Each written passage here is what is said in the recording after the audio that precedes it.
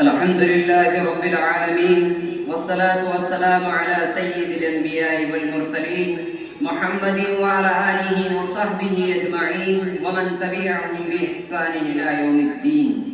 أما بعد، قال الله تبارك وتعالى في الكتاب والقرآن المجيد: أعوذ بالله من الشيطان الرجيم، بسم الله الرحمن الرحيم. إن الله لا يغير ما بقوم حتى يغيروا ما بأنفسهم. صدق اللہ العظیم. محترم و مکرم اساتذہ کرام اور میرے پیارے تعلیمی سفر کے دوستوں، میری تقریر کا عنوان ہے مسلمانوں کی موجودہ مشکلات اور ان کا حل. جب عشق سکھاتا ہے آداب خود آگاہی، کھلتے ہیں غلاموں پر اسرار شہنشاہی. عطار ہو، رومی ہو، رازی ہو، غزالی ہو، کچھ ہاتھ نہیں آتا بے آہ سحرگاہی. اے تاجر نہ ہوتی اس رزق سے موت اچھی، جس رزق سے آتی ہو پرواز میں کوتاہی. حاضرین مجلس، ہر طرف شور ہے کہ مسلمانوں کو تباہ کیا جا رہا ہے. کوئی ان کا بحثان حال نہیں. جس کو دیکھو وہ مسلمانوں کو مٹانے کے در پر ہے. جس طرف نظر ڈالو مسلمانوں کو کمزور کرنے کی سازشیں ہو رہی ہیں. مسلمان جس نے دنیا کے اکثر حصے پر حکمرانی کی تھی، بڑی بڑی صاحبان اقتدار سلطنتوں کو تہ و بالا کر کے رکھ دیا تھا، بڑے بڑے جہ و جشن اور غرور و تمکنت کے مالک ارباب اقتدار کے چھکے چھڑا لیے تھے. آج وہی مسلمان محکومی کی زندگی گزار رہا ہے. جہاں وہ صاحب اختیار و اقتدار ہے، وہاں بھی دوسروں کے زیر سایہ ہے، دوسروں کی مدد کا محتاج ہے، دوسروں کی سرپرستی میں جی رہا ہے. کتنے حسرت اور افسوس کا مقام ہے. مسلمان جس نے دریاؤں اور سمندروں پر حکومت کی، مسلمان جس نے صحرا و بیاباں میں اپنے زیر نگی کیے، مسلمان جس کے حکم کی تابع داری جنگل کے بے زبان جانوروں، مشرق سے مشرق اور جنوب سے شمال تک اڑتی ہوئی ہواؤں نے کی. ہاں آج وہی مسلمان حیران و پریشان، افسردہ و غمناک اور زندگی کے مقابلے میں بے بس و بے کس اور لاچار و مجبور نظر آ رہا ہے. آخر ایسا کیوں ہوا؟ مسلمانوں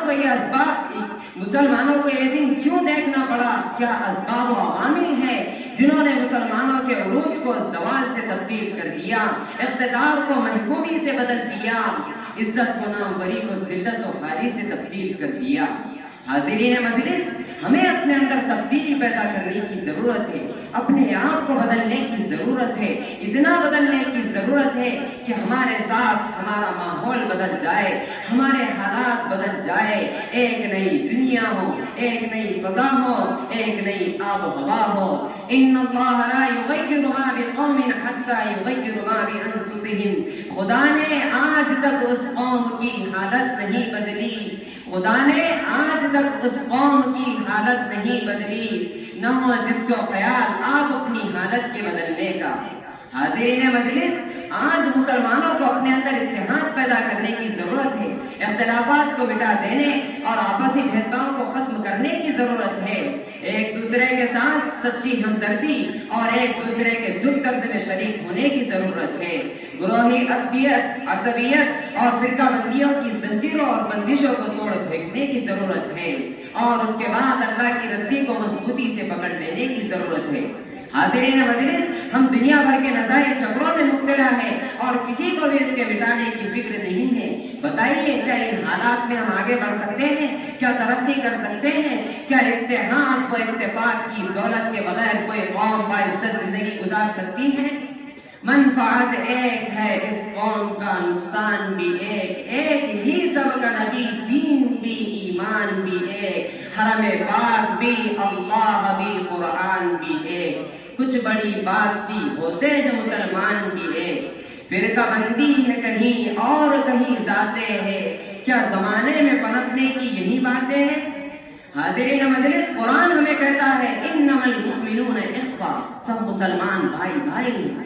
حضور علیہ السلام نے فرمایا من سلم المسلمون من لسانی و یدی. مسلمان وہ ہے جس کی زبان اور ہاتھ کے سے دوسرا مسلمان محفوظ ہو.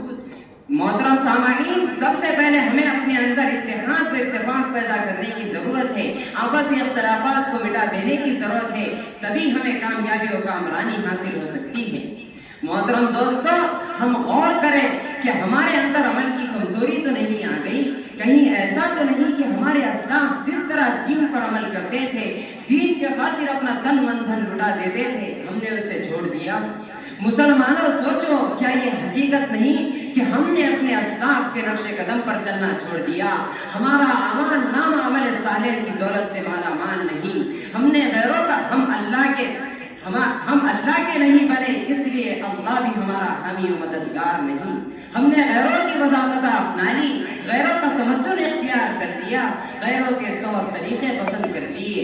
اقبال مرحوم نے کچھ غلط نہیں کہا تھا، شور ہے ہو گئے دنیا سے مسلمان نابود، ہم یہ کہتے ہیں کہ تھے بھی کہیں مسلم موجود، وضع میں تم ہو نصارا تو تمدن میں حنود، یہ مسلمان جنہیں دیکھ کے شرمائے یہود، یوں تو سید بھی ہو مرزا بھی ہو خان بھی ہو، تم سبھی کچھ ہو بتاؤ تو مسلمان بھی ہو۔ حاضرین مجلس، حالانکہ اگر ہم دین پر عمل کریں تو اللہ کا وعدہ ہے کہ ہمیں کامیابی اور کامرانی عطا کرے گا، ہمیں فوز و فلاح سے ہمکنار کرے گا، دنیا اور آخرت دونوں جگہ سرخروئی نصیب فرمائے گا۔ لیکن اس کے ساتھ شرط یہ ہے کہ ہم ایمان والے بنے رہے، ایمان کے تقاضوں پر عمل کرنے والے بنے رہے، صرف زبانی دعوی ایمان نہ ہو، اللہ کے دین کی مدد کرے تاکہ اللہ بھی ہماری مدد کرے۔ قرآن ہمیں پکار رہا ہے، گوش پر آواز ہو جاؤ، قرآن کہتا ہے ان تنصر اللہ ینصرکم ویثبت اقدامکم، اگر تم اللہ کے دین کی مدد کرو گے تو اللہ تمہاری مدد کرے گا اور دشمنوں کے مقابلے میں تمہارے قدموں کو جما دے گا۔ قرآن دوسری جگہ کہتا ہے وَلَا تَهِینُوا وَلَا تَحْزَنُوا وَأَنْتُمُ الْأَعْلَوْنَ إِن كُنتُم مُؤْمِنِينَ، بس ہمت نہ ہو، غم نہ کرو، تم ہی سر بلند رہو گے بشرط کہ تم مومن رہے۔ قرآن صاف صاف اعلان کرتا ہے کہ خلافت فی الارض کے مستحق وہ مومنین ہے جو عمل صالحہ کی دولت سے مالا مال ہو، صرف زبانی دعوی ایمان نہ ہو بلکہ دعوے کی عملی دلیل بھی۔ حاضرین مجلس، ذرا دیکھیے، غور کیجیے، حضور علیہ السلام کے اس ارشاد کو سنیے اور سوچئے کہ کیا آج وہی حالات نہیں ہیں جن کی حضور علیہ السلام نے 1400 برس پہلے پیشن گوئی کر دی تھی۔ حضور علیہ السلام فرماتے ہیں کہ مسلمانوں پر ایک زمانہ ایسا آئے گا کہ غیر قوم مسلمانوں کو مٹانے کے لیے ایک دوسرے کو اسی طرح بلائے گی جس طرح کھانے والا اپنے پیالے کی طرف بلاتا ہے۔ صحابہ اکرام نے عرض کیا، اے اللہ کے رسول، وَمِنْ قِلَّةٍ نَحْنُ يَوْمَئِذٍ، شاید اس وقت ہم تعداد میں کم ہو گئے۔ حضور صلی اللہ علیہ وسلم نے فرمایا بل انتم کثیر ولکنکم غصاء کغصاء السیل ولینزعن اللہ من صدور عدوکم المہابۃ علیکم ولیقذفن فی قلوبکم الوہن، نہیں، تم اس دن آج کے مقابلے میں کہیں زیادہ تعداد میں ہوگے لیکن سیلاب کے جھاگ کے مانند بے حیثیت ہوگے۔ اللہ تمہارے دشمنوں کے سینوں سے تمہاری ہیبت نکال دے گا اور تمہارے دلوں میں وہن پیدا کر دے گا۔ صحابہ اکرام نے عرض کیا، اے اللہ کے یا رسول اللہ ومن وہن، اے اللہ کے رسول وہن کیا چیز ہے؟ حضور علیہ السلام نے فرمایا حب الدنیا و کراہیت الموت، دنیا کی محبت اور موت کو ناپسند کرنا، دنیا کی محبت اور موت کو ناپسند کرنا، یعنی مسلمان اس وقت دنیا کی محبت میں مبتلا ہوں گے اور موت سے ڈرنے لگیں گے۔ اللہ تبارک و تعالیٰ سے دعا ہے کہ اللہ تبارک و تعالیٰ ہم تمام کو دین کے احکامات پر عمل کرنے والا بنائے۔ اس شعر کے ساتھ اپنی تقریر ختم کرتا ہوں۔ اے لا الہ کے وارث، باقی نہیں ہے تجھ میں گفتار دل برانہ، کردار کا حیرانہ، تیری نگاہ سے دل سینوں میں کانپتے تھے، کھویا گیا ہے تیرا جذبہ کلندرانہ۔ وآخر دعوانا الحمد للہ رب العالمین۔